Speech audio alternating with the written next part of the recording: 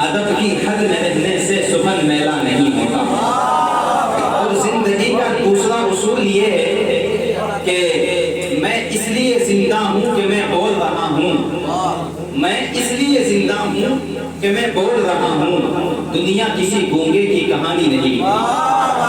तो जिंदगी के इन दोनों उसूलों को जब हम सामने रखते हैं और इन दोनों उसूलों के बीच में जो शंका पैदा हो रही है, उस शंका को आशंका में कैसे तब्दील करना है, जब इस चीज की तरफ हम जाते हैं तो फिर हमारा जहन ये कहता है कि मेरे दिल के किसी कोने में एक मासूम सा बच्चा, मेरे दिल के किसी कोने में एक मासूम सा बच्चा बड़ों की देखकर दुनिया बड़ा होने से डरता है। तो इस वक्त मैं आप हजरात के माहौल में, आप हजरात की इस मजलिस में एक बच्चे को बुलाना चाह रहा हूँ, अजीज़म मोहम्मद फरहान सल्लल्लाहु, जो मेरठ ही से तशरीफ लाए हैं और अंजुमन कारवान अदब का एक हिस्सा है।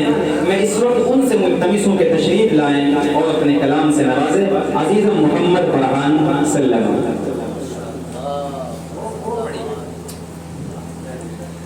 अस्सलामु